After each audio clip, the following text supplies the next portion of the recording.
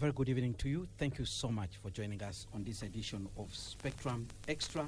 Being a Friday, we normally review the major events of the week. Today I have a panel of three. I will introduce them shortly after letting you know what exactly we'll be dealing with during the course of these next 2 hours.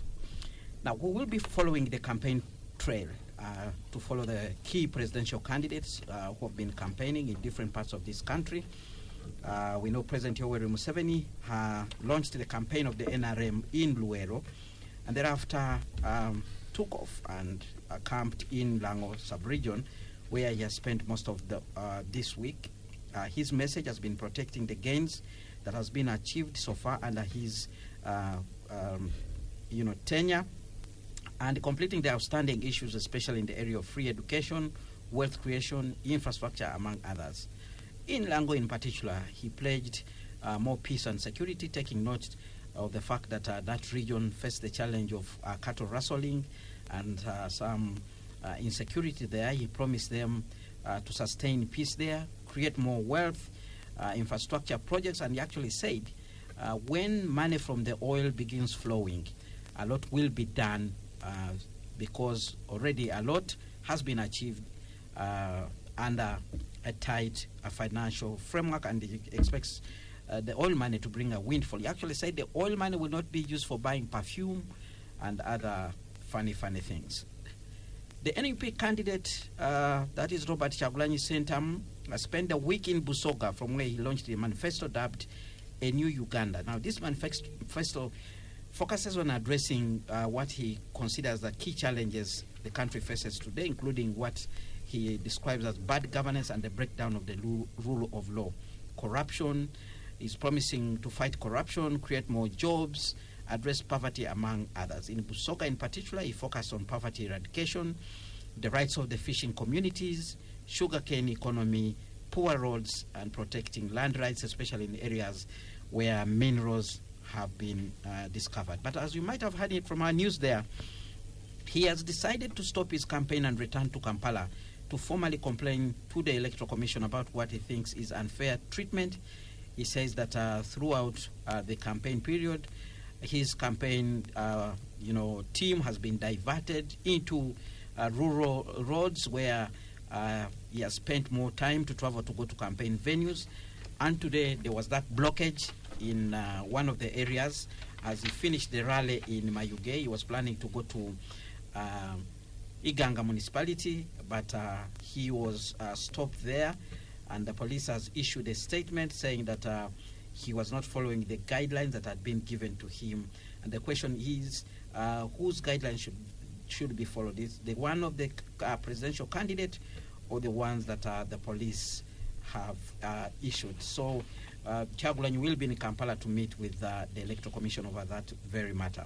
The FDC candidate Nathan Nandala Mafavi was in Mayuge district. He was also in the islands, and later on focused in areas of Busoga, where he took his campaign about putting money in our pockets. He had almost a similar message like the NUP candidate on the issues that are affecting Busoga. Today, he complained about an equal treatment of presidential candidates after his team was involved in a scuffle as he tried to make his way into Jinja City, where he was scheduled to hold a rally. He abandoned this campaign after he was overpowered by the security team there. This week also has been dominated by the news about how the NUP party handled the issue of the parliamentary flags. Now, we've seen a debate going on. Same thing happened, the same questions NUP faced when they gave out flags, identified the candidates for the lower positions, including the positions of councillors.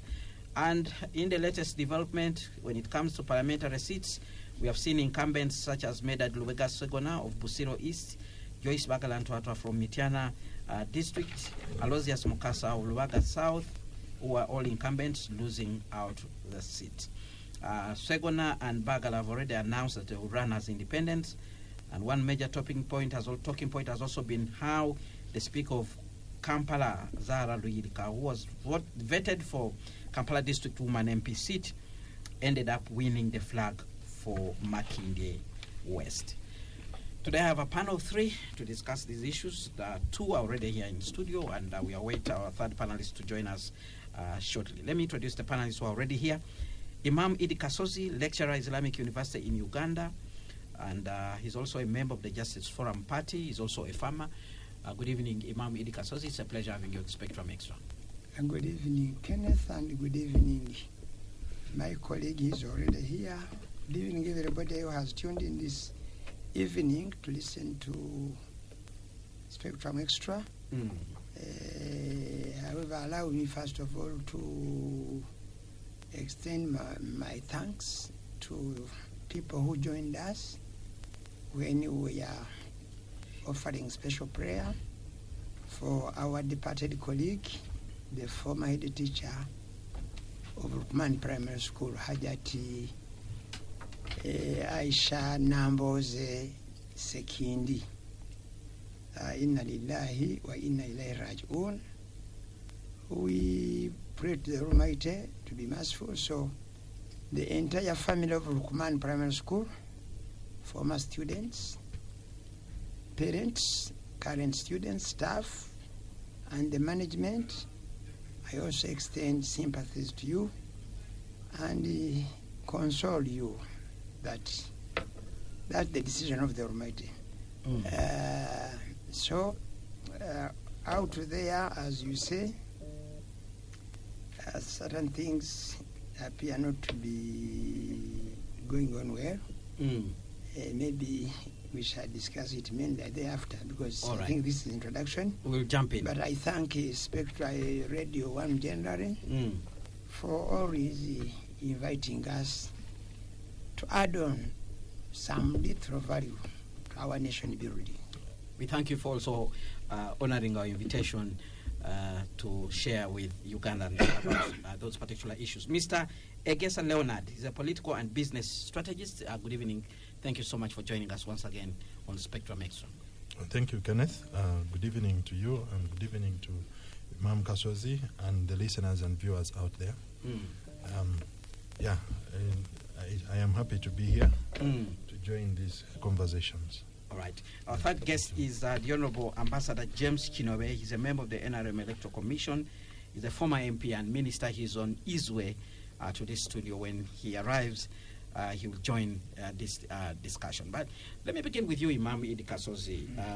Like I normally say, you've been here longer than most of us were always in this studio by virtue of your age and seniority. You followed the campaign trail. Let's begin by hearing from you. What caught your eye as the presidential candidates continued to traverse the different parts of their country in line with their campaign schedules? What caught my eye is what people anticipated to control, but it is eminent. Election violence. What is happening? It may lead us to election-related violence. I have had opportunity to sit in 2, they call them either meetings or conferences organized by one Human Rights Commission, I think twice, and then the Women's Situational Room. All what they think, their struggle is to see peaceful elections. But unfortunately, one of the triggers that lead to violence in election time is on again. One, biased security. And the election-related people, those who management. 2, unequal treatment in many forms. If you follow government media, where I pay tax every day, and they use part of my tax, what they are showing us so far, they are not convincing. They need to overcome that, because media is part of the process that can avert or raise the bar.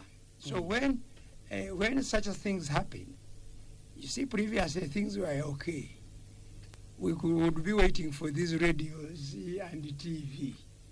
Today, I have seen a letter from Soga Region Police Communication that these ones, we told them to use another road, but what they are saying, we have been seeing it all along today, featuring on several media platforms. Messages being sent to several platforms for social media. And therefore, this now begins to make me, instead of people now going back to concentrate on issues probably that they had highlighted in their manifestos, they are now going to concentrate on the injustice, bad security, and therefore we may miss to get the real issues. And who are missing the real issues? The people they complain that we don't vote. The ones they call the elite. You see, like I have seen one of my friends, I saw him on TV, he said, for parliamentary maybe I will cast the vote, but for presidential I am not. You see? Was that me? You see, I saw him. So, and it's not the only one.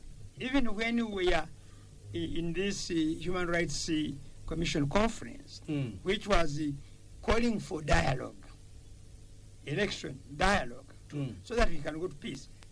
You see, the issues came out that over 75% of the elite don't vote. And the reason they don't vote is because they know. It is not because they don't know. It is because they know. They know what? The results of what is going on. And therefore, they are saying it is just, why should they waste their time? And that is very bad to differentiate the elite from the elections. The elite probably would be the ones guiding the others to vote in the right manner for the betterment of the country. And unfortunately, we have issues. They have issues. You meet me, I have never voted for the last 3 consecutive elections. Somebody will tell you so, that he has never voted. Not me. My vote. My vote. I was almost getting shocked. I know, my vote. But I'm very, very, very selective. Actually, also some positions I don't vote. Like presidency. Because when I'm not satisfied. Because me, I am driven by issues. By issues, not events. What is going on are events. People are moving around and people want to concentrate on the events. And in these events, the issues they are raising have nothing to do with the future of Uganda, with the proper development, proper management of society. You see, people are just sloganeering, and sometimes they come to tell us that, this is our ideology. Me as a student of sociology, when you tell me it is an ideology, you have to go beyond in order to convince me, because I have read all these philosophers with their ideological views, which up to today we operate on them when they died in many centuries ago, just because they had issues. Therefore, what I am seeing so far, it is good my friend Major has come in. This statement I want to make concerns his candidate and his slogan, protecting the gains. The gains. And protecting the gains starting in Ruero. I have interest in Ruero.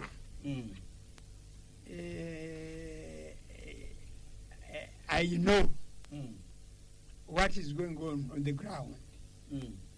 I don't know what gains are being protected critically in Ruero. Critically, I don't know. I am yet to be convinced. Because at least I go through well. Actually, last Tuesday, for example, last Wednesday, I was as far as Camira, beyond the Camira. And from Camira, because I used the main road, branch of Fat Wobblins at Kakamu, through Chichusa, went up to Camira, went in the village, came back, used the road to Zirowe. And from Zirowe, I crossed Rajali, and you see, all along I thought Rajali road was going to be tarmacked.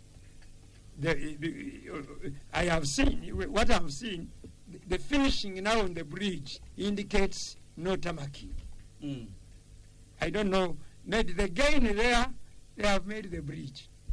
But if you don't tarmac it, after a short time, it may be swept away as it were before. So then the road network, when you pass along those roads in some seasons, you enjoy. But this time I was asking, what is the problem? Even small items to be sold on the roads you don't see. The road is too bad. The dust is too high because it is not yet raining in some parts. And it's rough. What gains are those? And this is, you call it the cradle. The maker. No, don't use it. The word maker, please. Don't use it like that. I'm not the one who you use. No, and that's it. I don't encourage people to use the wrong things in the wrong places. So the cradle of the revolution, if it is really a revolution. Okay? The unfortunate part, and actually what President Museveni, the president of my country, where I live, has forgotten is because I was present when he addressed people at Ntungamu. It was then a trading center, now it is a municipality. And actually, even when I ask I always ask, what is the municipality about Ntungamu? I don't see. It is not the population, it is not the infrastructure. There is nothing. And I was there. He addressed us. They invited all the people, and my uncle invited me to escort him because I had just finished my senior 4 in 1980. And the meeting had been organized by the late Captain Kapasi in the Abateganda building. So I know what he said there and what is happening. That's why, to me, strongly, even I begin to ask myself, what is that to protect? I was present when he addressed the first address when he became the president of Uganda in 1986. The fundamental change. The fundamental change. And you know, even my colleague, he was one who was a choir leader, Major Mugarura. Retired Major Mugarura was the choir leader. If they bring that thing, you will see him, he's there. And I knew him because he was a friend to my roommate in Makerere University, and he used to come there. So, what gains? Maybe there is an attempt to create an impression that there are gains to protect. I think what is the best statement they should have said? Redoing, and maybe to create some impact now and change. Imam, one would argue that staying in power for 40 years alone is a gain, and it can be protected. It isn't. Secondly, NRM has been revered for peace and security, although there's a discussion now that the absence of war... The issue is not longevity to me. The issue is the contribution we have done. You see, I have said on this radio station, and I want to say it again, the problems of African leaders. Number 1, lying the people they lead. Number 2, fearing the people they lead. Number 3, cheating the people they lead. You have heard. And you want to say that has happened in Uganda? It has. You have heard. The Ministry, I think, of Public Service, they are saying if teachers don't go back to teach in 7 days from, I think, yesterday or the other day, that they will chuck them. If there was some gains, these teachers would be in class. And where I passed, that is where I found the children at 11 loitering because the teachers were not in school.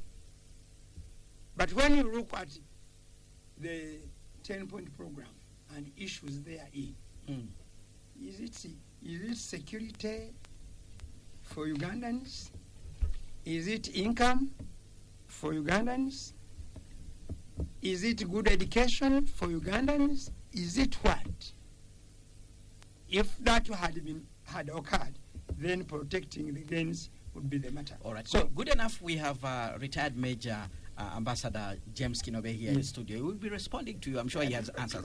But right now, we need to go for a break. When we return, Spectrum Extra will continue, but keep your comments coming via the WhatsApp line 0703 090 090. Well, we're glad that you're still with us on Spectrum Extra, live on Radio 1 FM 90, reviewing the major events of the week. I have a panel of 3 today, which includes Imam Id Kasozi, lecturer, Islamic University in Uganda, member of the Justice Forum Party, JEMA, Mr. Egesa Leonard, political and business strategist, and the Honorable retired Major Ambassador James Kinobe, member of the NRM Electoral Commission. He's a former MP and minister. Please keep your comments coming via the WhatsApp line 0703 090 090, and we'll be reading out some of these comments for the panelists to actually, respond to some of you. Let's give an opportunity to retired Major Ambassador James Kinobe to greet you. Good evening, Honorable. Thank you so much for joining. Good evening, Ndugu Kenneth, and thank you for inviting me. And I want to greet my colleagues who are in the studios and our listeners out there. Apologies for getting here a bit late. The jam caught me off guard because this gentleman here invited me very late. But due to the strong relationship we have together, I could not refuse coming. Yet I was out of town, and that's why I've taken off some time to arrive. But I'm sorry, and I believe I have not lost much because I was listening in as I was coming in. Thank you for inviting us to share these topical issues with colleagues like Imam Kasosi and Ndugu Egesa. We have had a panel together several times. Maybe you have suffered from one of your gains, maybe. Yes. You see, when you're hungry, you have a problem of hunger. When you're eating, you suffer constipation. You suffer constipation. I don't know whether it is a gain or it's a... Imam Kasosi is suffering here from constipation of too much. All right, you found us already looking at the campaign trail, and right now I want to bring in Mr. Egesa. If you can share with us your thoughts. Like I asked Imam Idi Kasozi, what caught your eye? You've heard from the candidates, you've seen them, the crowds they are pulling, and the action that we have seen so far, including the one of NUP and Nathan Nandalamafabi of the FDC, having that scuffle and standoff with the security forces. Let's hear your view all on the campaign trail so far. Thank you very much, Kenneth. I think maybe for purposes of clarity, I need to emphasize that I speak for the non-aligned. Non-aligned was nothing like that. But you are members of non-aligned movement. We have a meeting. But we also aligned on some things. In respect of that. Has somebody been squeezing you to come out on your political... No. Why I'm saying so is because I'm going to speak to all sides. Okay.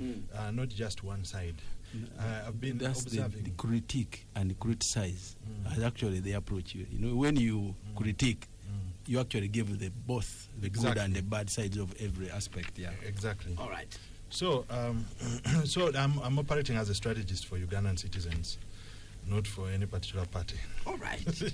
Ugandan citizens. Ugandan citizens. Which includes us here, and those that belong to political parties. Including me. Okay. So, I want to talk about two things first. One is the behavior of the security services in regards to the campaign of the NUP candidate. And then secondly, I want to talk about this the news that came out early in the week of the flag, the handout of party tickets to the NUP candidates. Let's focus now a little bit on the campaign trail, then we'll go later to that particular. All right, so let me start with the campaign trail. What the security services need to understand is that the NUP is a mirror of the NRA. NRA. Yeah. If you don't put that into context, you will mishandle them and make very serious blunders. These are children born and raised. Okay, some of them were born when President Museveni and his NRA were in the bush, like their leader. Officially, he was born in 1982. Yeah. So these are children raised under the NRA, NRM. Period. Look at the spokesperson. Look at the Secretary General. Yeah. Look at their party treasurer. They are all in that age bracket. Yeah. So all the politics that they know is a politics of militancy. It is the politics of the NRA. They embody the politics of the NRA, NRM. So these people have therefore created their outfit, the NUP, as a paramilitary outfit. And if you recall in recent memory, we have had, an incident where their leader, the principal, was inspecting a guard of honor. Yeah? The one that has brought problems for many of the foot soldiers who have been picked up by security and taken in. But what does that show you? That the Honorable Robert Kyagulanyi has grown up admiring President Museveni and the power he enjoys. You can see even when you go back to his musical career, he started off by calling himself His Excellency, President of the Ghetto. And now he upped that game. He now wants to be President of Uganda. So he's a young man who has grown up looking up to President. He's a role model. He's a role model. What I saw the other time when they are releasing their cards. Yes. Come closer to the mic, Imam. When they release the cards, he was referred to as His Excellency, the President of Uganda. And they introduced Senyonyi as a leader of opposition. Now to who? Because in that place, it was very interesting. So you see, so what I'm trying to show vice the senior president, is the vice president of the ghetto. Yes. So with that in mind, if security had this analysis of Robert Kyagulanyi, the Honorable, they would handle him differently. He has created a paramilitary outfit, and that is also not without basis. He also has sympathizers within the ruling party, within the security services, within the first family. So, in other words, security is infiltrated. So, police leadership must be very, very strict and not allow mediocres in the middle ranks to derail what would be a peaceful presidential election campaign.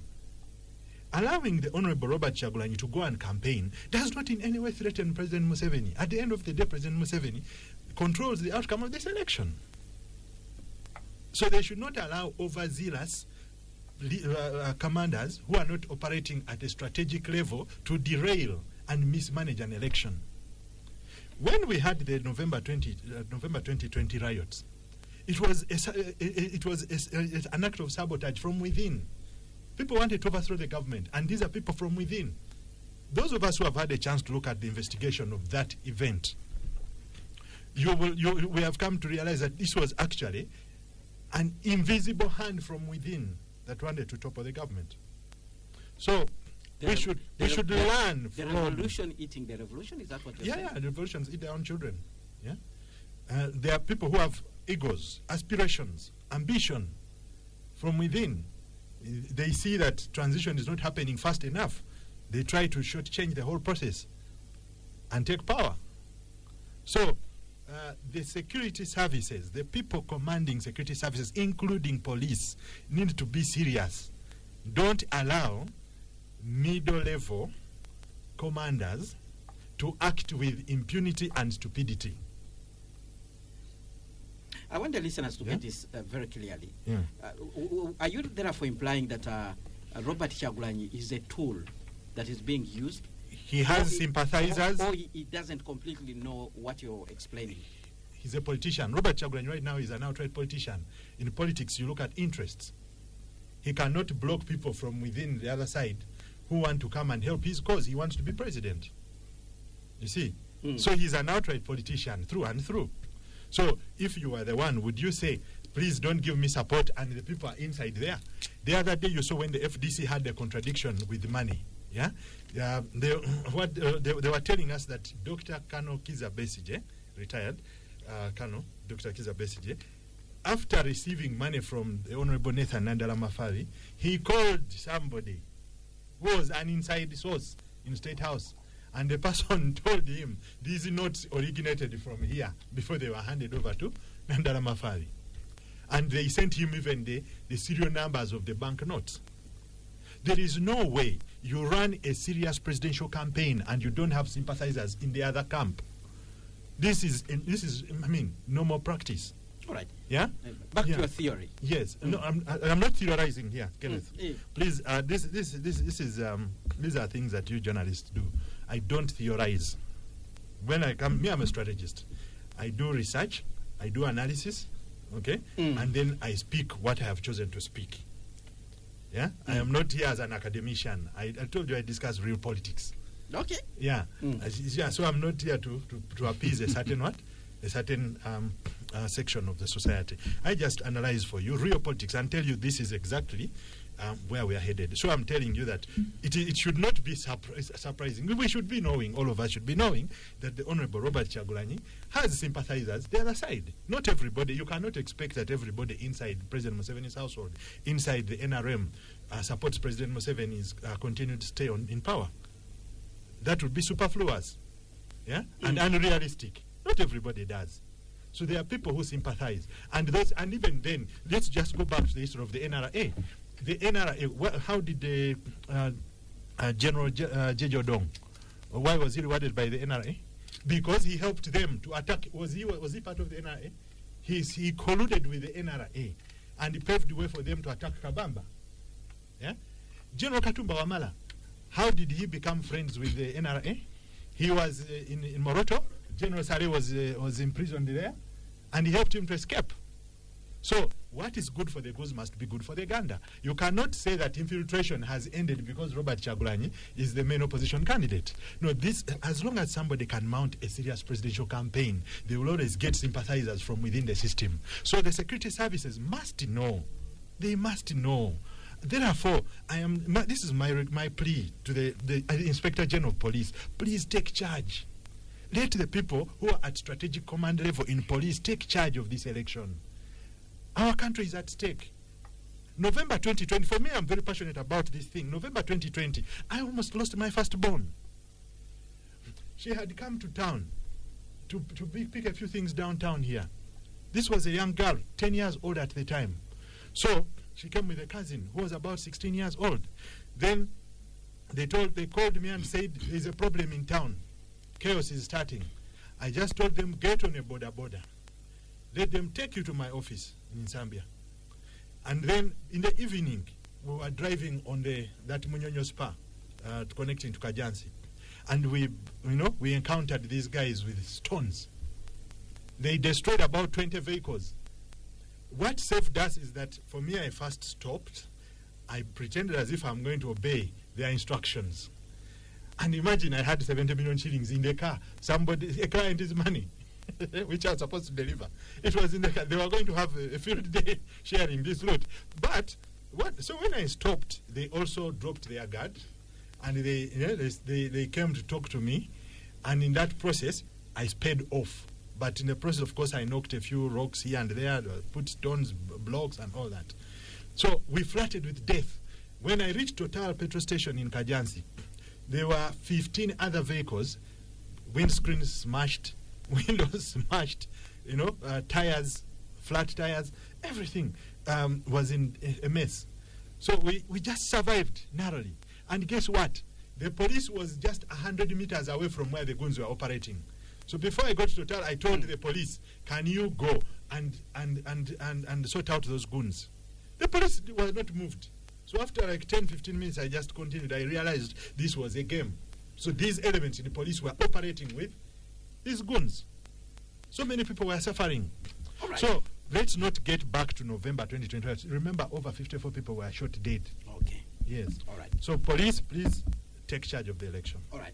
Let's go to the Honorable Chinobe. Honorable Chinobe, you've heard from your colleagues giving their overview of what they have seen so far on the campaign trail.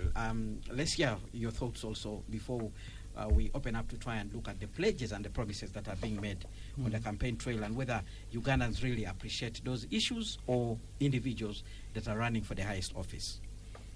First of all, we are in this race as an NRM political organization. If you were to use the example of a lead political group, or at least with the major stakeholders, but we also have major stakeholders in making sure that everything runs smoothly, because we are the incumbents. Anything going wrong, definitely we are responsible. But because in our workings, we never take elections for simple activities, our state of preparedness started much earlier. If you people have been following the trend of our preparedness, right from 6th May, we created party structures, we created candidates, we made sure that we do everything that is needed to obey with the law. We kept on adjusting our timelines to rhyme with the timelines in the Electoral Commission. So we've been following almost every step very, very coherently.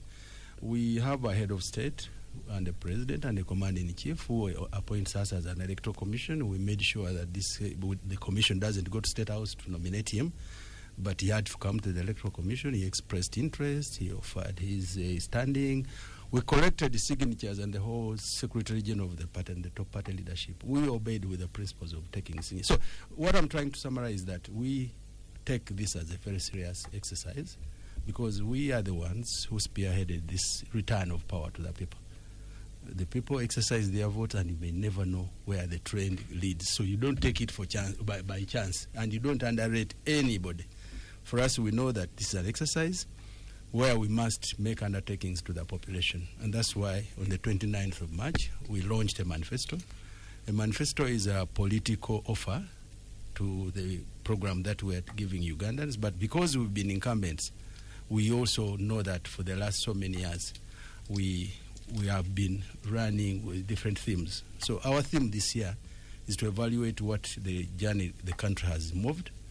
If there are any gains which we can identify, we consolidate them, and then if there are challenges, we see how we take on them. In terms of preparedness, nobody would doubt that. Definitely, we are in the lead. You are better prepared. We are better prepared, but I think also commanding a real infrastructure system that delivers votes to the ballot box. All right. Because we need to understand two things. Addressing a rally and having a mammoth rally and translating that rally into votes into the ballot box are completely two different things. But structure, I would tell you that we have structures in 72,000 villages in this country. Every village has got 30 leaders. Whether they all vote, that's a different matter, but at least we have 30 contact persons in every village. And when we multiply that by 72,000, we have other leaders up to the parish, to the sub-county, up to the national level. So even if you asked each of those leaders to come with just one or two people to come to the polling day and make sure that those two people vote, at least you have a threshold where you start from. All right. Two, we have elective offices in this country. Over 500 members of parliament. We have prepared candidates in all the elective offices. But we also have some colleagues who say maybe the process was not clear and they're standing as independents. And unfortunately, most of the independents who fall out of our primaries, none of them has crossed over to any other party. So you can still think that that is another extension of people who contested under the NRM flag.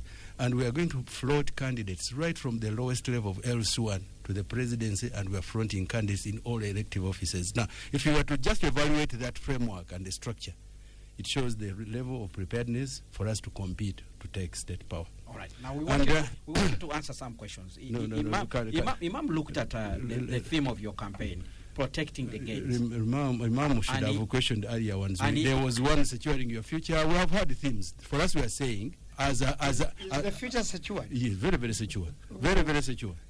Yes. So I want to just build up to create confidence in Ugandans.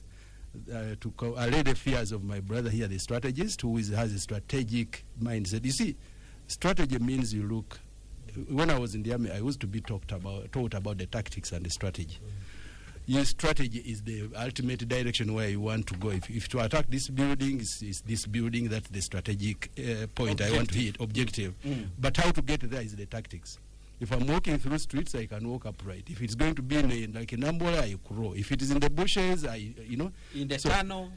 Absolutely. So I want to allay the fears and the concerns of my brother that all state prayers, and the only thing we cannot allow anybody to play with in this country is the security and peace of this country. And that's why even our friends who had tried to prepare a paramilitary force, we deployed those who are paramilitary like them. And those who agreed to work with the civil, are also working civil. I'm very happy with what I've seen since the nominations. Because at least for the first time, the insignia and the general medals are not appearing anywhere. No. They are not, they are not appearing structurally. I know what I'm telling you, because that's not how it was during the time you're talking about. And those ones who are putting it on are doing it strategically because they want to attract the state, arrest them, and use it as an excuse to stop them. Okay. But the last time we had them structurally, even among the ordinary people you would even take as victims who are unknown. That's why for us we are looking at the leaders and the misled. The leaders are strategic. They want to attract media. That's why when you tell Nandala don't go through the CBD, he wants to pass there because he wants to see the police blocking him. And we have shared concerns strategically with our security forces, telling them don't give excuses to anyone. Just talk to them nicely. Don't be overzealous. Don't get excited. Because some of the times we get excited, overzealous operatives who create the excuses for these young people. So the bottom line is, in terms of security and peace, please, whoever thinks is going to use that method, like what is happening in Morocco, or they wanted to use what was happening in some African country, use the young people, incite them, it cannot happen. We are prepared for all those tactics. The only area where we allow very free and leveraged ground is the area of competition and votes. Those ones we don't have a problem because every voter has got a ballot paper. You stand and vote. A young man of 18 years and an old man like me, we have the same power in the ballot, and that's a preserve, which it is civil, and we allow that. And that's why my president is canvassing for support everywhere. We're in the state. By the way, we have leverage. We would have even decided and not do anything. But we are not taking chances. We are rolling out a manifesto. We are rolling out promises. We are responding to questions. We are asking, because we've not done everything right. There are many things we haven't done well. Even internally, as the writer says, there are some policies I don't agree with, but I can't discuss them here. For example, if you talk about medical, I'm one person who believes that we should have a medical insurance in this country. But the government still thinks it's premature to have it. I can't start now here and fight over medical insurance, but deep in my heart, I've shared with the medical practitioners who have institutions. I said, no, you see, we can't bring the facilities like Aga Khan Hospital here because your people don't have the capacity to pay. If you had endorsed an insurance policy, many of those facilities would have come in. But the leadership has not seen it that way, and I can't fight it. So for it to think that we are unanimous on everything is wrong. But we have an organized way of moving on to agree on what has been agreed on, what is a priority now, what is supposed to be done the following day, what should be done, because we are the ones in charge. Now, there are sometimes when you sit down and you want to appreciate Ugandans, and you say, maybe they are right, 40 years is not a short time. In a country where every 2 years they used to have another government. You know, every month, because when you're in a country like Uganda, and they know in 62, 2 years later, Obote had fight with this one, 60, they say, in fact, when we were just coming, they were telling us, oh, you also go. Now they've waited, we are not going. Dr. Besige comes again, you see him here, you see there, the man doesn't go. Now they use a paramilitary outfit, the man is not going. So they are fatigued and they say they don't see anything fundamentally different. But I'm telling you, as a country, there are so many fundamental gains we have gained. For example, just even this nomination recently. For the first time, we nominated people in parties. And I'm very happy about this. Because it's high time we got rid of individual merit and we go for party merit. And if it's starting at the top, that they nominated candidates who have political parties, it doesn't matter. All right. Let me tell you, wait a minute, let me finish my point. It doesn't matter. At least there is a semblance, whether Sania or what, but at least now there are political groups, which can be perfected as we go on. Two, for the first time, they are rolling out manifestos. They are not realistic, but at least they have a document they read to the people. Whereas somehow they still go to the president, he has overstayed and so on, but at least you see they have a semblance of a manifesto. That is a progressive. In most of the countries you guys we admire, their democracies are much older. Our multi-party democracy started in 2006 elections. How many years are those strategic? 20. Just 20 years. And you think you can be like Tanzania, which has had continuous multi-party politics from 1960. Like Kenya, which has single, whether single, but at least group work. For us, what even Annie did everything. Because of the nostalgia we had about parties, we took 15 years of no party politics, and that has propped up many bad sentiments among our population, very bad working methods, individualism everywhere. When you're in a party, you think it can't survive. When you're not there, you think you're bigger than the party. And these mindsets must also be eroded gradually, because a party is in continuity. We saw the president of Tanzania leaving, but Madam Vice President continued with the programs and things are working. But when, in our setup, where we still have individual mindsets and so on, it's a journey. Therefore, for me, my thinking is that what I saw at the nominations, what I've seen in the campaign trail, though now today I've seen again, they are now backtracking to their tricks, and I'm appealing to the security forces. Don't play for this game. Because what they've been doing, reading manifestos, doesn't make news for them. They don't get capital out of it because they have nothing to offer. Now they are planning to go back to their old game of provoking state apparatus. You push them around, and then they use the pictures. You cannot be allowed to talk. Nothing. Because you can't say you're a presidential candidate and you go to the village to tell people you lower the prices of sugarcane. What are you going to do about the prices of sugarcane if you are a serious presidential candidate? A presidential candidate. This would be the talk of a councillor. Yes. You can't talk about... Sugarcane is a strategic... Let me tell you, when you talk about price ceilings and price regulation, that is a very serious concept for those who have gone to school and they know what it works and policies. You don't single out sugarcane as a single item. If you're going to talk about prices, then talk about all prices. You are going to talk about salaries, talk about all salaries. You can't make one group and say, for me, when I get there... All politics is local. He was addressing a local population. All right. So that's why I'm saying I'm appealing to our security forces. The first few days of the campaign trail are wonderful. People are talking about towns. I come from Luwero. Some of you, including my brother here. Luwero town has a playground, which is very wide. And we're in government, we would have opted to be in the town. But we left the town and went to Bukarasa inside with the president. All right. If we can go outside the town and camp there, who are you who cannot be away and you want to disturb everybody because you're coming? Yes. Let's go for a break now. But yes. Let's go for a break now. When we return, we'll allow Major Chinobe to actually respond. We are setting the pace and we're asking people if the president can get out of the town, any other candidate. But you're not the ones in charge of the election. Let's go for a break now. When we return, Spectrum Xtra will continue. We are both. Well, thank you so much for staying with us on Spectrum Xtra live on Radio 1 FM 90. My name is Kenneth Anderson Lukwago, your host. Today we review the major events of the week. We're still looking at the presidential trail and the major things that have happened so far.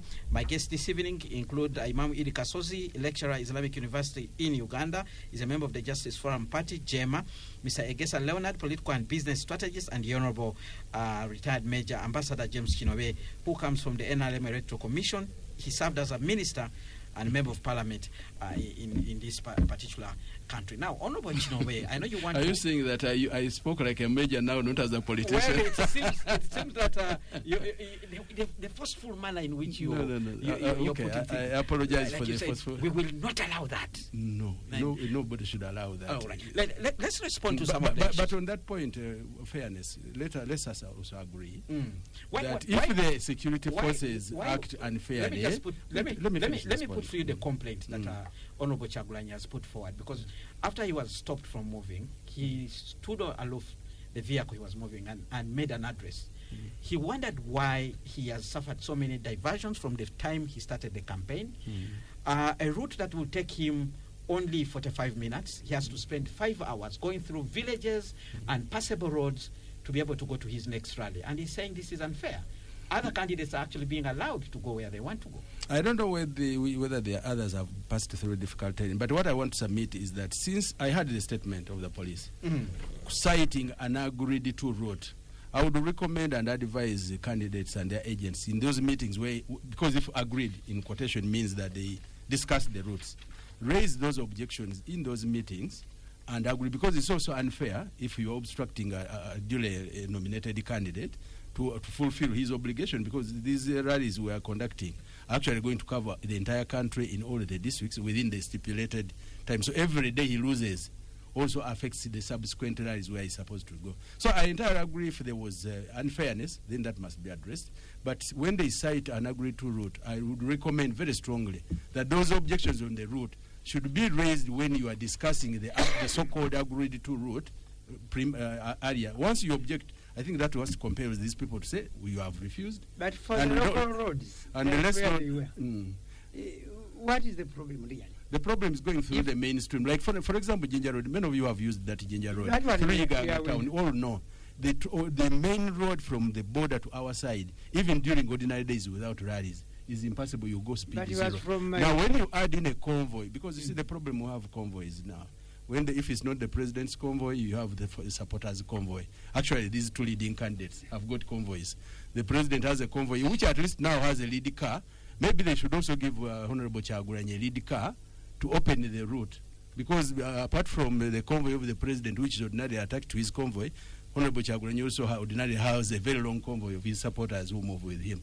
I would recommend the security in their discussions attach a lead car which opens the route for him if it is passed through a crowded area, so that he rushes. All right. Even if they have, then they shouldn't be. All right. There's one other thing that I want you to respond to. It's that the point which was made by Mr. Egesa, the point of infiltration, that there could be people within the security forces who are working to sabotage the NRM government. What would you say? Now, whether sabotage or not sabotage, infiltration in either side is very normal, by the way. If you know state workings, infiltration, have you heard of the concept of double agents? Where you have an agent in the government who is an agent in the opposition and an agent in the opposition. That's why they call them moles in their parties. That we have so-and-so who is a mole. So having friendly forces in this, I think is very normal, only that if they get compromised to fail to do what they are supposed to do, that's where maybe it becomes a problem. Two, having sympathizers. For example, I will tell you, there are some people who are hurt. And you know the narrative in the political domain is that you are suffering because of this government. And honestly, some people are really underpaid. The teachers think we should have got the fair share like scientists. Naturally, even if they are our supporters, when they hear someone saying, once I come into power, definitely me, I'm increasing your side. That's very natural. Yes. But you see, infiltration in the armed forces is completely different from that. Infiltration in all agencies, whether security or non-security, happens in all over the world, by the way. It's not only here. Even very established institutions, including the Mossad, which has a lot of intelligence. It has double agents. When it was fighting Iran. Exactly. So, infiltration, if you are meaning that some sympathizers can be on either side, is normal and it happens. The only situation where it is dangerous is where it compromises someone's official role to the... sometimes it will be information gathering. And influencing decisions. Information for what? Yes, I can also, exactly. That is also influencing decision. I will tell you. From Mr.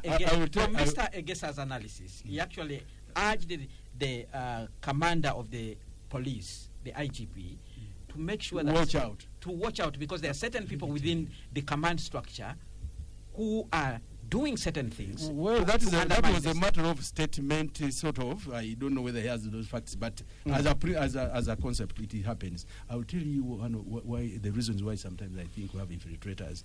You remember the elections before this one of COVID, when the tear gas was so rampant in here on Uganda House. Yes. A police patrol was firing tear gas. Instead of firing it on the demonstrators, it landed into a cafe where people were taking inside the restaurant. The pink tear gas. Exactly. Then the question was, if you are throwing your tear gas to demonstrators, why do you push your cannon into the restaurants? You want those people to come to the street. You want them to come to the street. Yeah, it is your government. Let me do this and so. So infiltration sometimes, and even you find that some of the friends on our side have allies. You come and beat me, rough me up a bit. I get some pictures, and it has been happening. These things happen, but it's normal because we are the same people. This politics is dividing us. Just imagine the case of our principal, Bobby. and his wife. Both of them come from the same region, same district, with the first lady of the other side, and now the first lady of the ghetto presidency. So the Secretary General and other officers have been bred and brought up by this government. These people were the same. That's why we're saying maybe police should not divide us so fundamentally. Let us just get separate on things that help the country, but we all know their friends and allies on either side. Well, there are certain things that you cannot change. If you've read your Bible very well, you will know that even brothers can fall apart. So I don't know the implication of Gipir and Labong were brothers. So clearly, you may not wish to see everybody agreeing with the manner in which you're governing. But let's go to Imam Idikasozi. And you've had an opportunity to glance at the promises these people are making in the different regions that they have been to. You began by critiquing the NRM. You've seen what the NUP are promising to do. You've seen Nathan Nandala Mafavi. Anything that makes sense for Ugandans looking at the manifestos? You know. Have you seen any? The manifesto in full, no, but I have highlights by the media people. Skirmishes of it. Or what they have talked, because I try to give in my time to watch and listen to the candidates, and especially watching main media, not social media, because social media has its own problems, and everybody will utilize it the way he wants. But the promises will be made like anybody, including all of us on this table, made promises when we are trying to marry. How many have we failed? How many have we fulfilled? Remains with us. And it is your wife to say, hey, he has done 60%, 80%, 30%, so we cannot stay together, or like that. But what is important is that, to me, my big concern is over-exaggeration of some of these promises we make without critically thinking. Actually, most of the presentation they make, those of us who have had opportunity to do some reading and try to critique, and because you come to these spaces to talk, you really, it is just air. I'm telling you, those of us who listened to Mr. Museveni in 86 with a great statement. Fundamental change.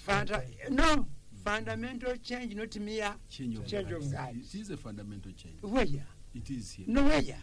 Longevity. No.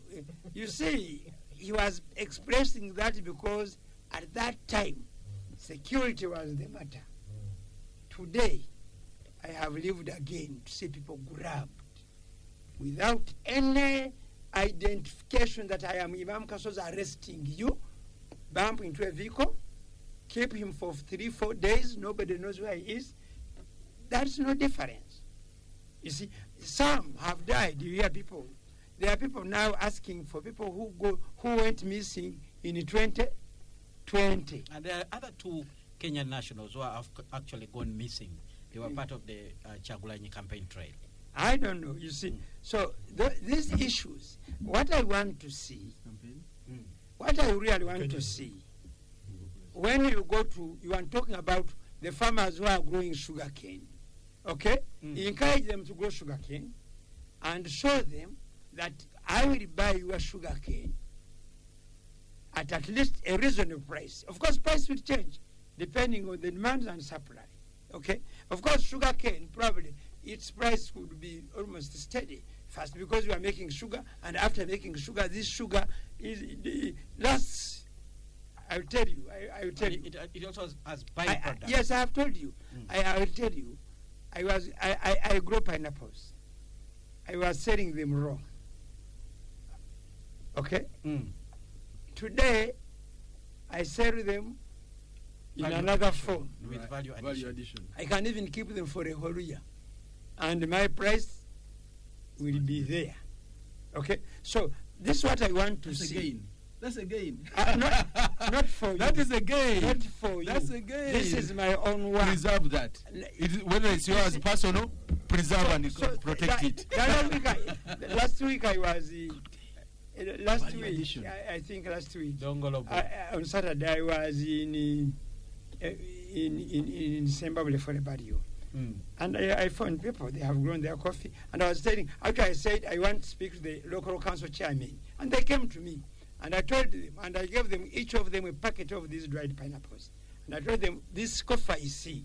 I want you mobilize your people in some sort so that they join the main chain of real money. And that's what Honorable Chinobe Ah, is saying. and- Farming with a chivalo. And no, Kenneth, allow me to congratulate Imam You- Kasozi. That's fundamentally progressive. I have- Value addition. Go I ahead. have used my own money, my own brain. I have nothing from them, so they should not claim. No, the confusion comes from Yes. the NRM people. Yeah. We are the Confuse, preachers. no, you confuse the state and government. Yes. This is senior one political education. You I am see- sorry, I have to No, take no, you no, back no, there. no, I agree Yeah, with you you. confuse the state and government. Yes. You are campaigning to be in government. To The army continue is an institution of providing the that state. aura Yeah? for Kasozi to continue selling No, no, his no. pineapples. Security is a function of the army, first and foremost. Yes. It's the defense of the country is a Yeah, function of the army. absolutely. The national army is not supposed to operate at the whims of the NRA manifesto, at the whims of the NRA government. Yeah? So what? Let him finish. Okay. What I was trying to explain is, President Museveni's continued campaigning on security as a promise is misguided and misplaced. Security which is doubtable. You see, in It is Kenya, doubtable. the army promotions and who becomes CDF, who is next in line and all that are well laid out. They have what they call the Tonje rules.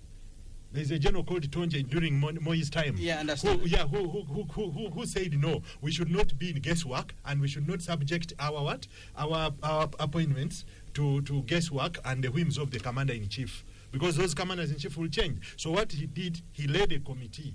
They came up with the rules, clear laid out rules, which clearly show that if the current CDF comes from the Air Force, the next one will come from the Land Forces, the next one will come from the Marines, like that. Shinobe will tell You want me you. to give me what Ch- information ch- from me? Shinobe will tell you that the problem is ours has just started. No, And that is no excuse. no, let me To me, Let's allow him to conclude. The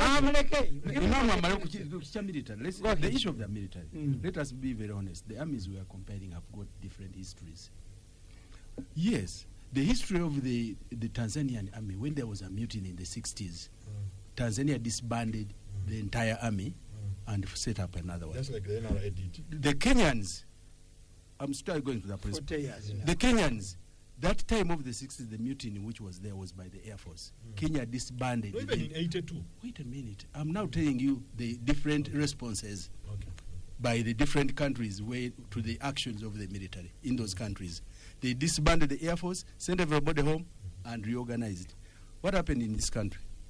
They were called, they were rewarded, they were promoted for mutinying and arresting a Minister of Defense, an act which would have been punishable by dismissing everybody.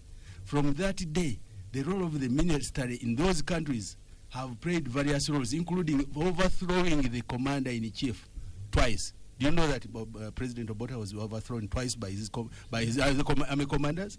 So the history of the armies you are talking about are different. Now, the history of this army which we are talking about is an army which was a result of a protracted struggle. No, but the Wait a president- minute. The president has told us he built a professional army. And that's what I'm telling you, Yes. that this new army is a result of a revolutionary group. What he may- This revolutionary group, let me finish What the this third point. Major Let me finish. Chinobe is saying that the UPDF and the NRA and one are one one and and the the same. same. And that's what I'm trying. That's what Wait a he's minute. telling us. You don't put my words in my mouth. I'm telling you that this is an NRA UPDF stroke army. What General Muhoozi right now is retiring all of us who have personal gains, we fought, we did this, and I'm telling you, after this generation, you are going to see a real professional army, because some of us who had entitlements that we fought, we have very strong journeys, we are untouchables. 99% of all of us are out of the army. Right. So you are going to see this army 20 years later acting slightly near to what the armies you are talking about, Thank which you are so- 60 years old. thanks you So so what we much. are talking about, the historical challenges we had through here, affected us, and that's why even the politics, we're talking about multi-party politics. All right, Starting in let's allow 2006, Imam to when those conclude. countries you are comparing have had continuous multi-partyism since the 60s. method- So you can't be the same I with don't want a to child make- who got stunted and the one who had normal growth. I want to make only one statement about the army. The methods and approach used will not give what Chinobe is talking about.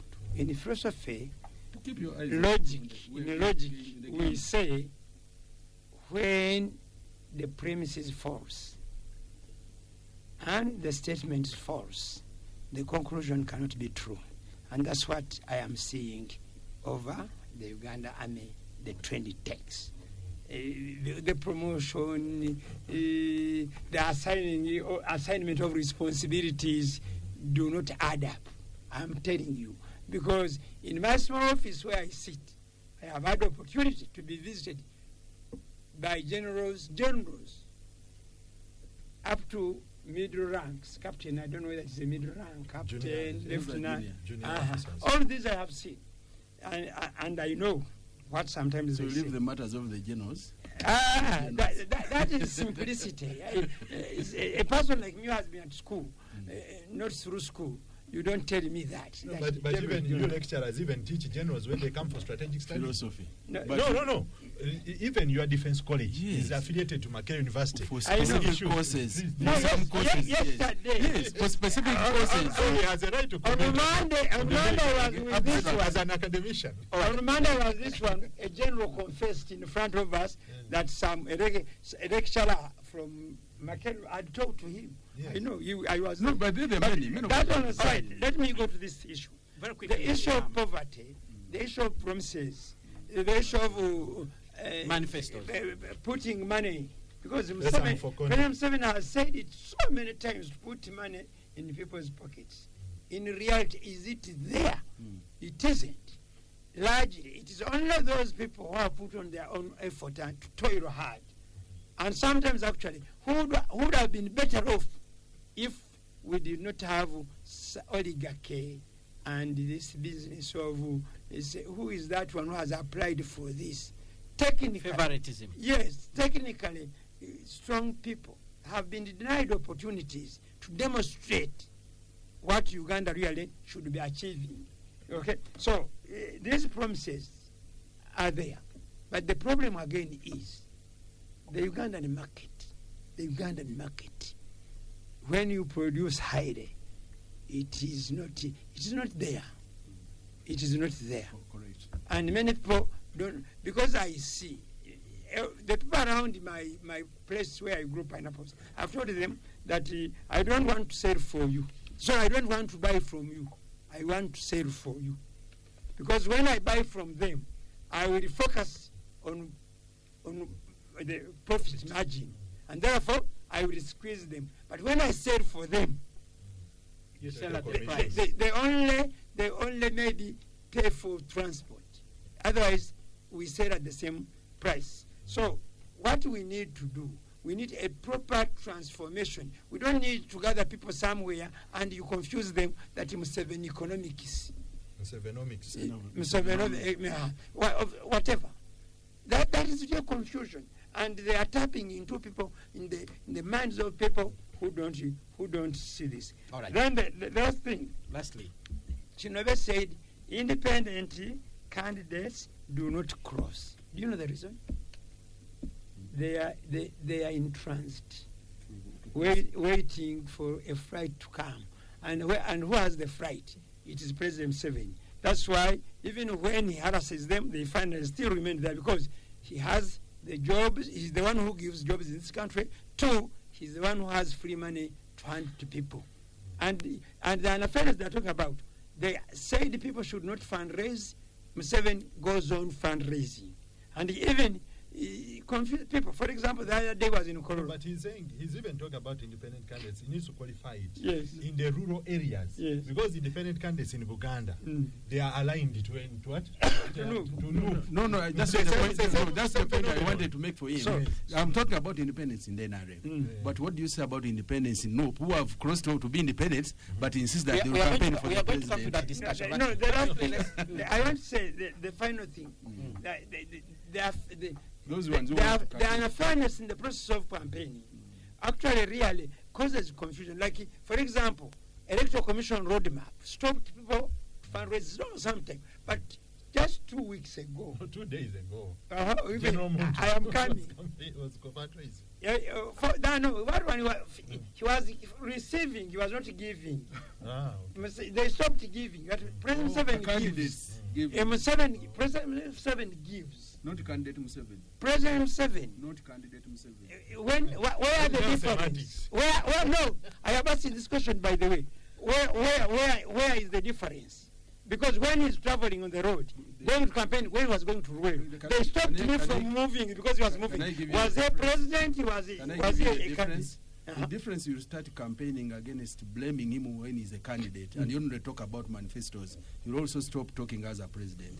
But when he's running and your campaign strategy is to ask him for things he has been doing as a president, then he responds as a president. Are you saying you respond. And his reaction will respond. Let me tell you, that's why.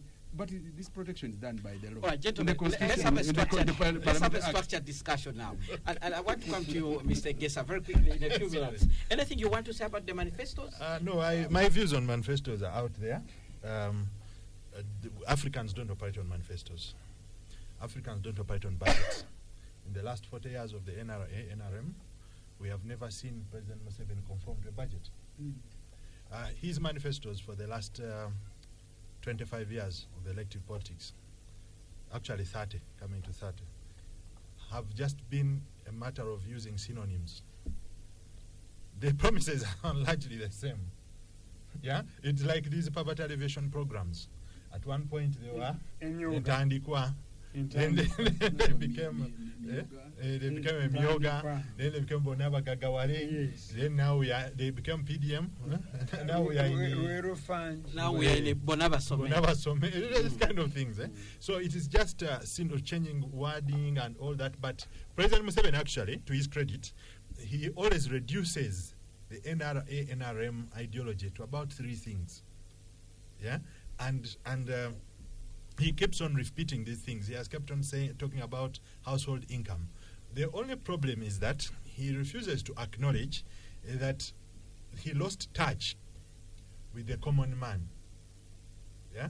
So he lost touch. When I say he lost touch, is that you saw a photo when he went to inspect PDM.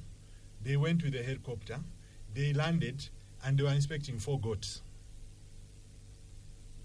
Picture that.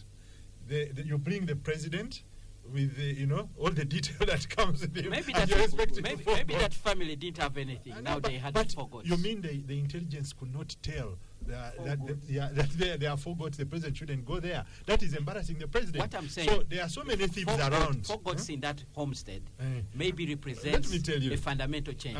Let me not go there. You see, the other day when he was talking to musicians, I think at the start of this week, he mentioned that one of the musicians, the son of the late Chefe Ali, yeah, and there is something that he stressed, and those of us who have studied President Museveni, the person, he said, "You tell them. You mean you're hiding it from them?" What he was trying to say is that this is a narrative sold to him by brokers who brought this musician to him. So he was telling these people, he was trying to expose both the brokers and the musicians. The brokey. Yeah, the brokey. He was telling them, you guys, you think I don't know that you use this narrative to get money from me? And he told them, no, I've given you a little bit of the money. The rest will come after elections. So he was sending a subtle message that I know there are thieves who brought you to me. Those thieves cooked up a narrative.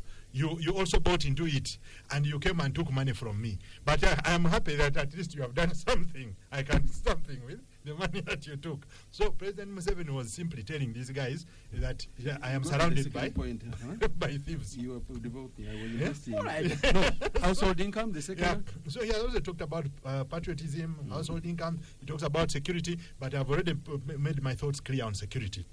He is misguided. He thinks that the institutions of the state are supposed to be fused with the government, which is not supposed to be the case. The operations of the military should not be dependent on the government of the day.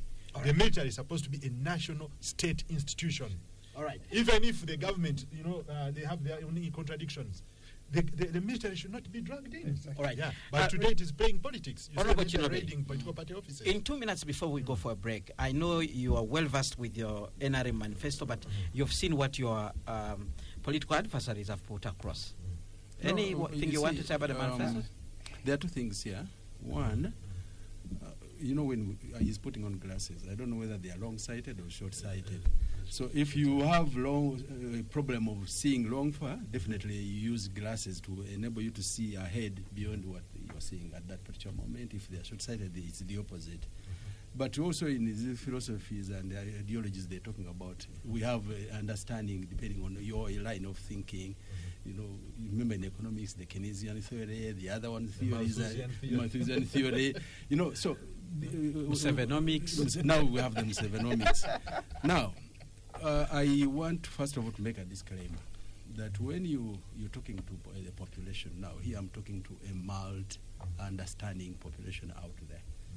Some of the pictures I may want to paint would appear so rosy. What would we have said anyway? He's part of the NRM. So even when they are facts, one may be inclined not to listen to them and would rather listen to another person who speaks their mind. So I want to salute Haji Sheikh Imam Kasozi. He may be using different words, maybe using different approaches, but as a preacher, if your folk picks up something positively, don't mind about who said what. I've admired his value addition approach. Taking it away from the state, he himself volunteers to go to the people and preach that very message that if you want to get money out of your coffee, don't sell it as Chiwoko coffee. Add value and we get more money. If you want to sell, now if Ndugu Imam Kasozi was the one to preach even about value addition, it would pick out very, very strongly because they know he doesn't belong to the state, he has no money to gain, he's actually doing it in good faith. And that's our argument, that this already gained, the message, the preaching about value addition and wealth creation is in our domain.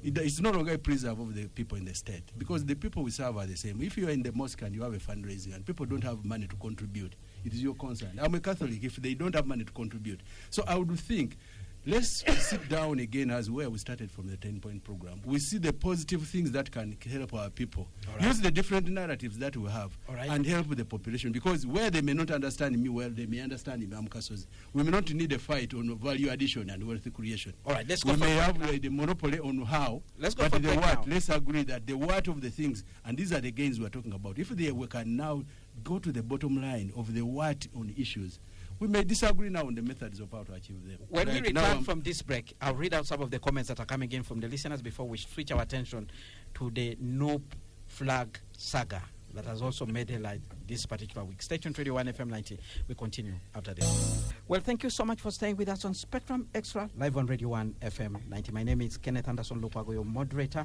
And my guest this evening, Honorable Ambassador James Kinove, member of the NRM Electoral Commission, former MP and Minister, Mr. Egesa Leonard, political and business strategist, Imam Idi Kasozi, lecturer at Islamic University in Uganda. He comes from the Justice Forum Party. He's also a farmer involved in value addition, farming with Echibalo. Let's get the comments that are coming in from the listeners. Good evening, Kenneth and the panelists. My two statements on the presidential campaigns and the NUP MP's flag. One, presidential campaigns. NUP was blocked from campaigning and Bobby Wine responses to return to Kampala to talk to the EC. It then beats my understanding of a protest vote. We very well know that the EC will do nothing. They need to resist.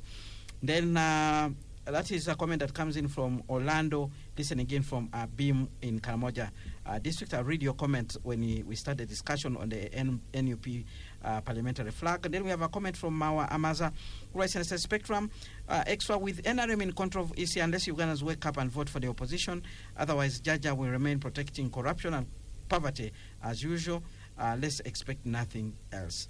Ham writes in from Entebbe. He says, I really sympathize with the police for enforcing directives they also know are unfair as far as campaigns are concerned. These orders come through phone calls.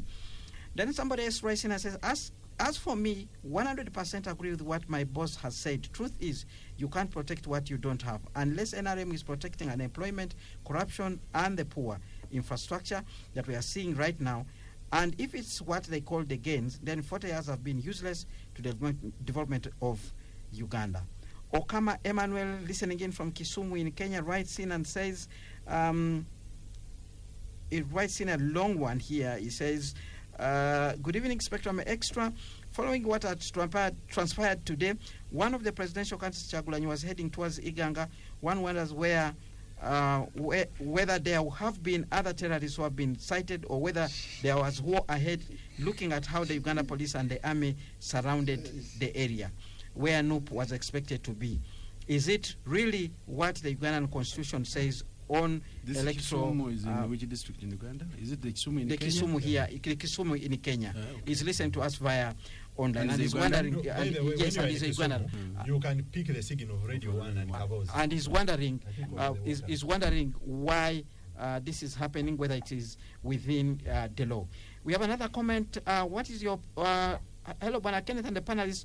Whatever opinion a member of NRM is raising in studio, there is for protection of his position in government, not looking at what the people are yearning for, but just protecting his job within the NRM. Those fighting corruption are those not involved in it.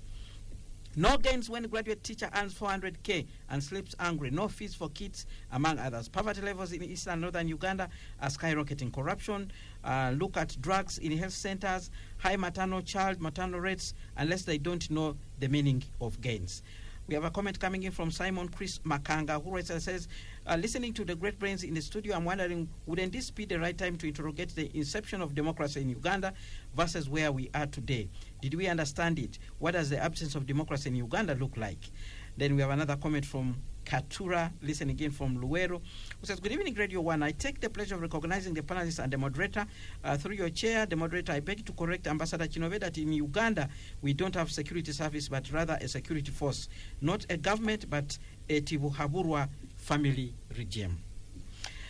That comes in from Luero, the credo of the NRM. Then we have another comment, Mr. Gesa, in your view, which of our neighbors, our nation states in Europe or elsewhere, watch our election cycles closely than other geopolitical actors, and what interests would they have? And secondly, normally the Uganda shilling weakens as we enter the election year, as many are always taking out money and little dollar cocks in. But this time, it's performing unusually well. Banks are quoting the shilling at 3,400. The Bank of Uganda governor is on the record that no sell-side currency interventions have been done since 2022. What is the difference this time, Mr. Gesa? As a business strategist, you are the best to respond to this question. And that comment comes in from Louis Kizito, a lawyer. Ambassador Chinove shouldn't lie. His president launches even boreholes. Let him leave Noop to make their promises. He should also not lie about Noop quoting negative publicity. Let him tell us why the security harasses civilians over nothing. Ugandan security has never been good to the opposition. That is Nabwire J with that comment.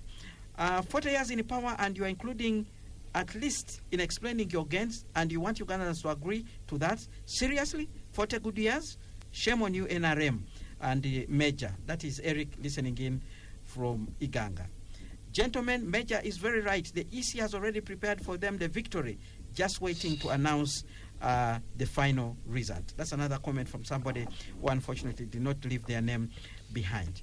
Then we have this comment from Samuel, who is listening in from Nigeria. He says, Kenneth, I come from Tororo and I mostly pass through Iganga town. Imagine on a normal day we experience traffic jam, sometimes 2 hours, sometimes for many hours due to the tailors and heavy trucks. This is the same road that Chagulanyi and his group wanted to use to stage a rally in town. At some point, one may believe this is a parliamentary group, as mentioned by one of your guests. The group focused on causing chaos than taking power. We must protect the gains through strong security. Well, those are some of the comments that are coming in from the listeners. More are coming in. I will read them as we progress with this discussion. There's one already here. Albert from Entebbe, 2 comments to the NRM panelists.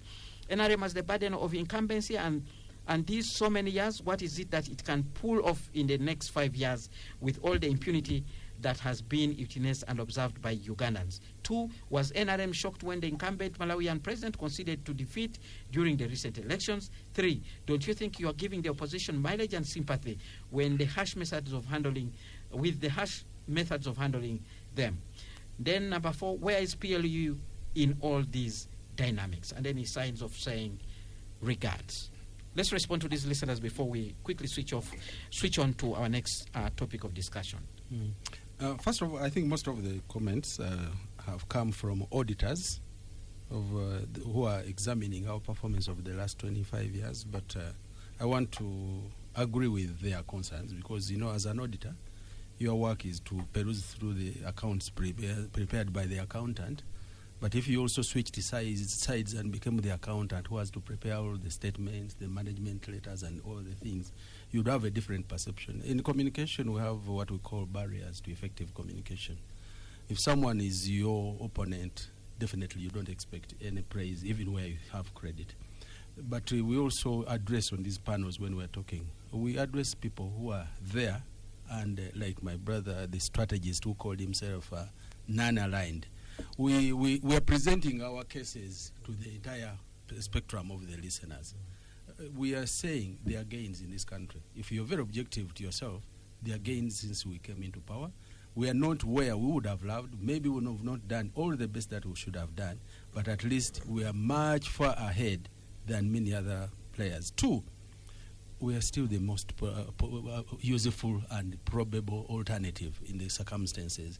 If you have a party which wants its target of 100 MPs, and you have a party that has candidates in almost every elective office, I think the choice now is very, very clear. You either choose not to vote, but when you abstain, then you have voted for what you don't want. But the alternative would be support this system, which has helped the nurturing of those new groups that are coming in. As you speak today, you have opposition sharing about, say, 30 to 40% of the political spectrum of what comes out of elections. But they have chosen to split that spectrum of 30% with 10 to 20 parties. For us, we are struggling to have a hold, even to discourage independence from fighting within our domain of about 60%. We are more prepared to continue giving you leadership. We are listening to the critiques that are coming in. Some of the challenges people are raising now are going to form the basis of our actions in the next government. And the president has been promising that the journey we've traveled as a country, where we had an economy which was less than even 4 trillion to where we are now, we have already built more capacity to be able to tackle some of our challenges. But before you tackle the new ones, we need to take stock of what we've done well, and what we haven't done effectively. For example, the issue of corruption. This is not even a matter of debate. Everybody, even someone inside or outside, and even himself, the president, the command, the CDF now has been fighting, even within the forces. The issue of corruption now is in the DNA of all Ugandans. Just look at all leaders. Is it part of the legacy of President Museveni? Well, I don't know. It is an unfortunate legacy. We have to fight it. Because if it was the preserve of the people in NRM, that would be different. But just look at all the leaders who came with the wave, those who joined parliament. Just barely 5 years ago, and assess them. And you ask questions. Have you accumulated all this money when you're in the opposition? You're not part of government, but you are mega rich in just 5 years. So this challenge we have as a country of corruption is cutting across, and something we need to take on together as countries, but not apportion the blame on one side. But because the NRM is the one in government, definitely we take responsibility, we take all the blame, but promise that in this new Sanja, we are going to continue tackling most of the challenges the way we've done. As we speak now, we are taking stock of all the things we've done as a country, cumulatively, but we are mentioning one major statement. Development we are talking about is by a government function, but wealth creation is an individual journey, like even the Bible used 40. All right, and I don't think Imam. After 40 years. The Bible used 2,000 years, but Jesus has not come back. We've been waiting all this long for the 2,000 years when he was coming. All right, gentlemen, let's move on and look at the NUP saga, because Honorable James Kinobe had a number of issues to respond to, but time is not on our side. We need to actually to move on very quickly. And I want to begin with you, Imam Idi Kasozi, your take on the situation in NOP following the issuance of the flags for parliamentary candidates. I want to thank Egesa for the statement he made, that in every group there are infiltrators. And that is what security is all about. You have to have people who can find out what is going on. And I think exactly That's what has occurred. Somehow, I know, NUP as a party played in the hands of NRM, or President Museveni's thing, and it undermined itself. When members amongst them committed some mistakes, instead of handling those mistakes internally in a good way of what we call conflict resolution, they only escalated. And the beneficiary was those whom they think they are fighting against. So, in that matter, therefore, people, they will continue. You can suspect somebody. People, what I want to tell them, they should know that President Museveni somehow seems to be practicing capitalism, but he is an ardent admirer of communism and socialism. And that is, and therefore, in a system that is communistic, okay, every person next to you is a spy against you. If you are in a room, you and your wife, one of you is. If you are not, she may be. It could be your own children. But when you find out, do you kill them? You have to have a way of telling them what you are, what you stand for, and why they should stick to you, because you have been with them.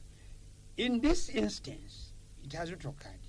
Number two, the method used of vetting, I support it, but not in the unscientific manner that it was conducted, whereby you say that we go on the ground, you have 60%, and then 40 in our board. What explanation can they give to us, the people of Machi in the West, where they sent to us a candidate that was not contesting in Machi? Where did they get the 60% to say that she was better qualified? Okay? She could be the one they want, but the application, the method they have used doesn't add up. And because of that, many people who are aligned to scientific methods of working will always doubt this. Despite this, however, the affected people, 20 or so maybe, in terms of the parliamentary, were they members or they were sympathizers? And political institutions and all groups must identify. We have 3 categories of 4 in all institutions that we have.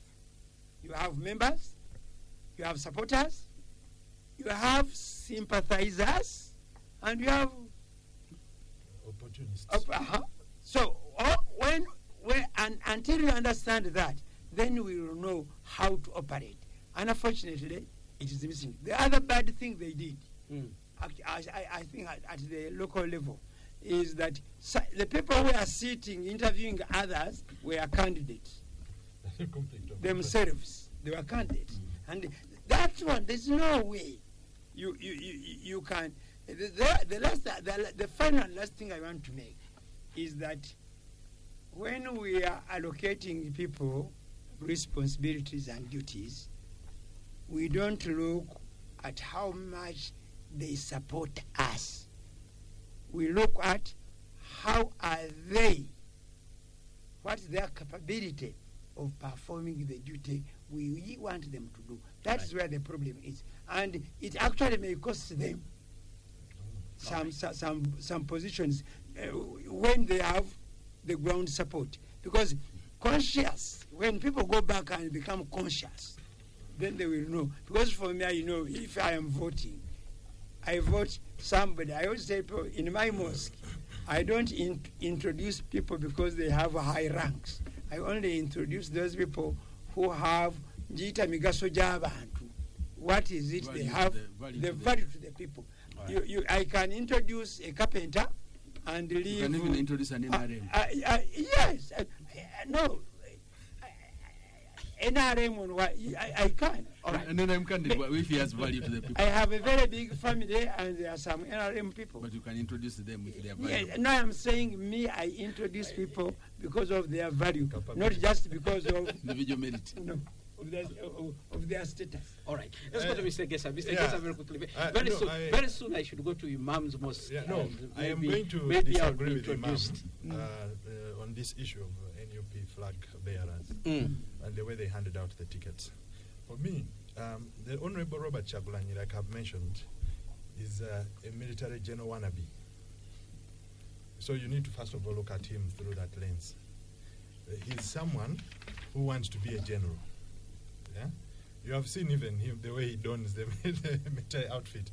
And the Honorable Chinoga has told us that he's trying to provoke the security services.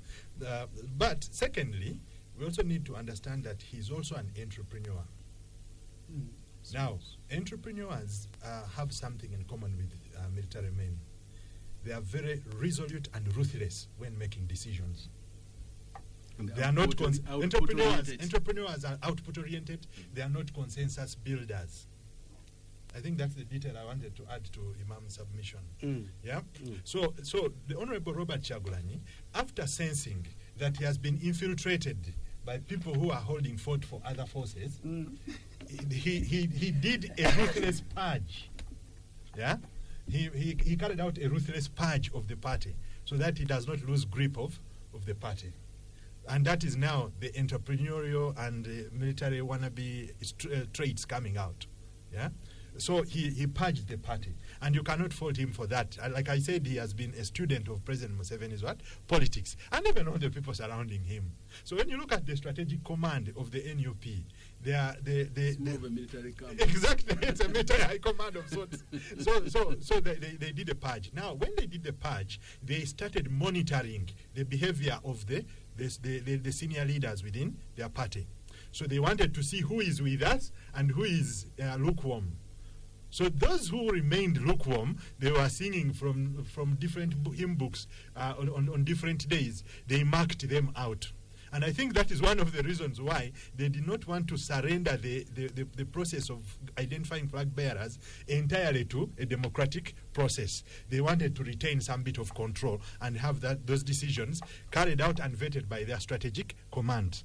So, in other words, what you have ended up with is that they have completed the process of purging these people that they think are collaborating with the enemy or the political adversary. The process has come to its conclusion during this process of handing out party tickets. But then, putting that aside, let's look at, for example, Busiro East. The Honorable Medad Segona needed NUP more than the NUP needed him. The Honorable Medad Segona is a product of UID. So you would have expected that these are people who should have been, building the Democratic Party today and advancing, the interests of the Democratic Party. But they moved en masse in 2021. 16 of them? They moved it to NUP. You don't know their problem? Politics of position. Exactly. That's not politics of nation building. So I'm leading to that particular point. They are opportunists. So what happens is that these are opportunists. They wanted to use the NUP and the support of the presidential candidate of the NUP for their own political preservation.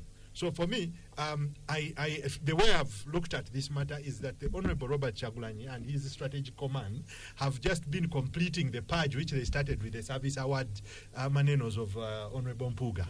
They have just put it to a logical conclusion right now. So those who were clear where they were standing have survived. Those who were lukewarm, they were saying one thing in the morning, saying another thing in the evening, they have been punished. And by the way, politics is like that. It can get very ruthless. All right. Yes. Let's go to Major Chinobe. Major Chinobe, when you look in the mirror, you see NUP. You've heard about the comparison of High Command and things like that. What's your take about what's cooking up, what's coming out of their process? I don't know if I really have a lot of useful comments on this because, for example,